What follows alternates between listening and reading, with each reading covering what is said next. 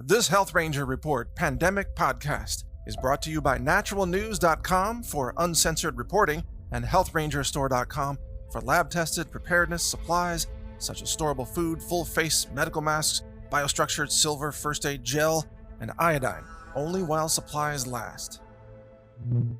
This is a very important Pandemic.News update.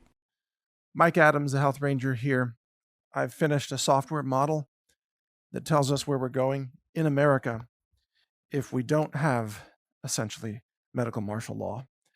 And the numbers are horrifying, even astonishing to me, and I want to share them with you here with a couple of caveats. First, I run a science lab.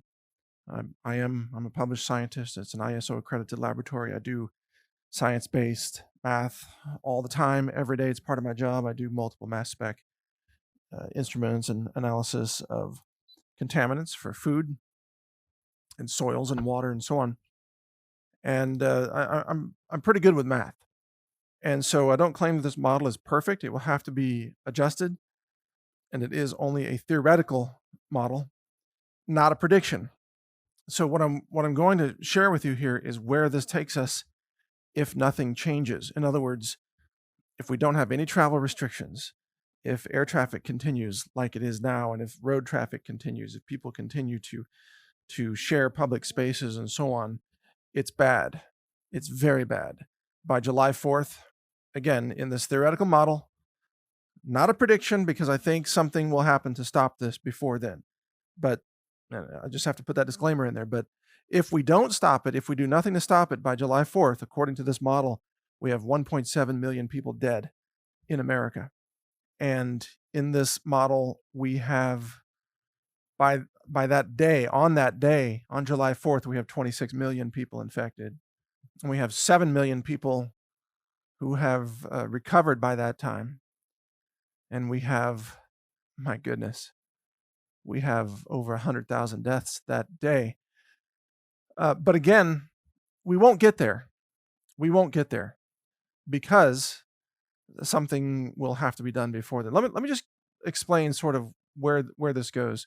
From where we are right now, if we're starting with the assumption of only 600 people infected right now, only 13 cumulative deaths with 118 people having recovered, and if we use an R0 value of 1.82 with a recovery time of 14 days for those who recover, and we assume that every one person infects only 0.13 people per day, which means that they infect an average of 1.82 people across 14 days. Those are the assumptions. So someone gets the coronavirus, they're infectious for 14 days, and then they're cured or they're dead. Okay, so we don't count infections after 14 days. Now, also, I don't claim this model is perfect. I'm going to have to adjust it based on real data that's coming in. So these numbers could be pretty far off, or I may have made an error because I will refine this model. There might be better thinking on this. But according to this first draft of the model, by April 5th, we are at 9,400 infections that's actively infected people, with 2,500 having recovered, and a cumulative death count of 548, with, on that day, 51 people dying. So that's April 5th. So what you can do is you can listen to this on April 5th, and if the numbers I just mentioned, 9,400 infected that day, 2,500 recovered, 51 dead that day, total deaths of 548. If those numbers are too high, then I will adjust the model, and you'll know that the model you'll know that reality is better than what this model is showing. However, if by April 5th, if these numbers are low, then you'll know the reality is worse than this model predicts. So continuing with the exponential growth of this, by May 5th, which is roughly 60 days out, we have 36,000 people infected. 133,000 infected. The 36,000 is recovered, or 37,000. We've got 737 people dead on that day. That's dying that day. Total deaths of 8,600. This is in America. So again, on May 5th, if there are fewer than 8,600 people dead, then the real world case is better than this model predicts, or perhaps the government's just covering it up like we've seen in China. Also, clearly, by the time we get there, I think this model falls apart because I think we'll have air travel restrictions, road checkpoints, medical martial law. So, in other words, I don't think we get to May 5th with this model intact because governments will basically declare national emergencies and local emergencies, and people won't be traveling. But just in case you're curious where this goes, if nothing is done to stop it, okay, and this scenario will not happen. This is not a prediction, but if it were allowed to spread through this model with no restrictions, no isolations, no school closures, no air traffic closures, and so on, then by July 4th, we have 26 million Americans infected. We have 7.3 million recovered. On that day, on July 4th, 146,000 Americans would theoretically die, and we would have 1.7 million deaths total up to that date, cumulative. Now, again, I don't believe that this will happen. In fact, I'm certain it won't, because we won't get there. No one will allow things to get that bad. I don't think. I think travel will be shut down. All the restrictions I mentioned. But in fact, the reason that I'm covering this and mentioning this model is because I'm trying to make the point that medical martial law is coming, that the government will have no choice but to close air traffic and close roads and close cities and close schools and businesses and offices, including government offices, and public events, sporting events, movie theaters and malls and everything else that you can imagine. Because if we don't do that, then we get to scenarios beyond July where my model starts to predict very bad numbers like 17 million dead, things like that. But again, I don't think we're going to get there. I hope not. In fact, I'm certain we're not. But it's important to understand where the math takes us if we don't intervene as a society. And then once you understand that we have to intervene, we have to create isolation in society. That's the only thing that's worked to shut things down in Italy and in China and elsewhere. It's isolation, quarantines, essentially medical martial law. When that occurs, then you have to start looking at the economic impacts, because at that point you start to have economic collapse problems, where how do people get food deliveries? How do people find hospital beds if they need them for other reasons unrelated to the coronavirus? How do children get an education? How do the banks stay open? Who works at the coal-fired power plants? These kinds of important questions. Who responds to your 911 call? So that becomes then the next spreadsheet to look at, and that becomes a collapse scenario that's very, very apocalyptic. And then governors and the president all have to make decisions about, well, how open do you allow society to be, knowing that the more open it is, the more quickly it spreads again. If you close society down, it doesn't spread, but then you start to get economic collapse and supply line chaos and very, very bad scenarios across society. So again, if we do nothing, there's 1.7 million people dead by July 4th. I don't think that's going to happen. It's actually, in my mind, it's very strong evidence that there will be aggressive interventions across America. Or maybe there's something else that comes in. Maybe there's a miracle antiviral drug that's discovered. Maybe there's a magical emergency vaccine that actually works for some reason.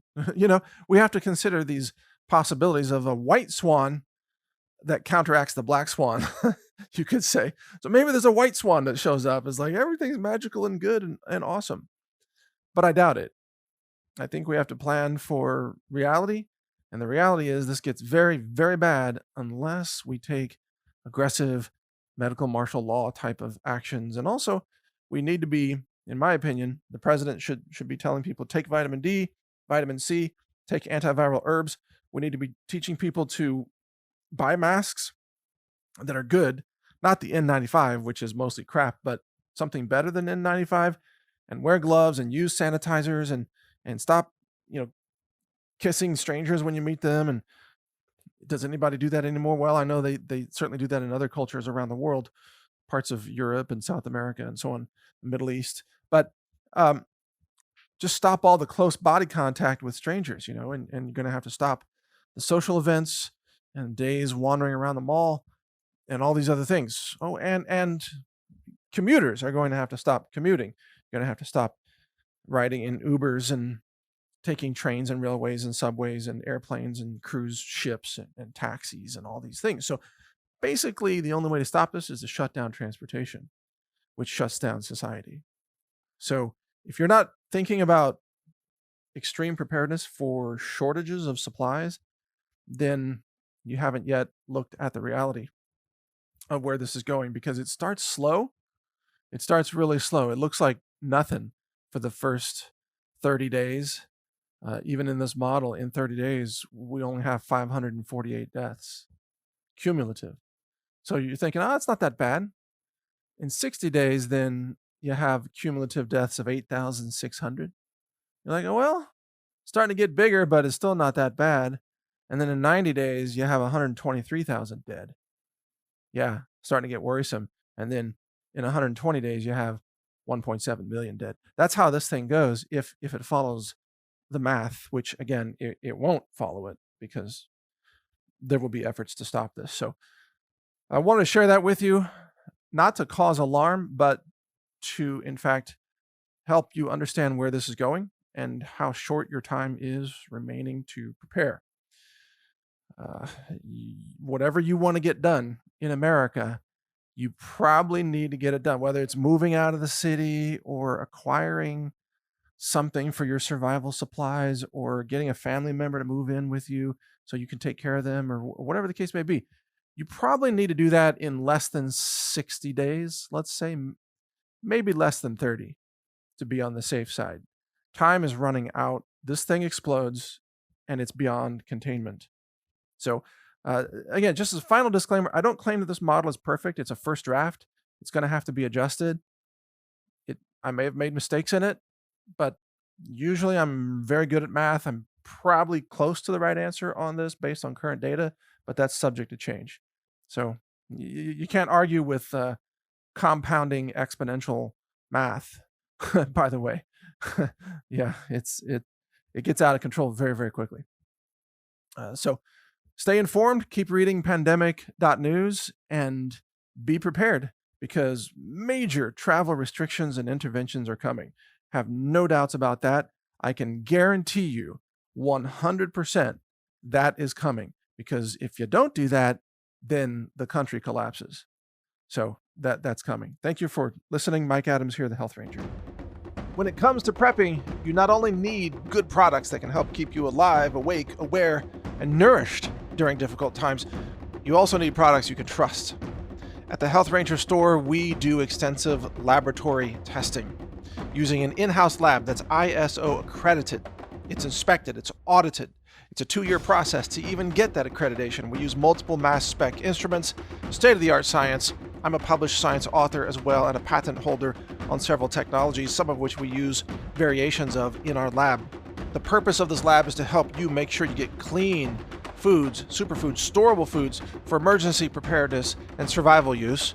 We have a certified organic lab-tested, what's called Ranger Bucket collection of storable foods with some survival gear in the buckets to help you even boil water and cook those foods and so on.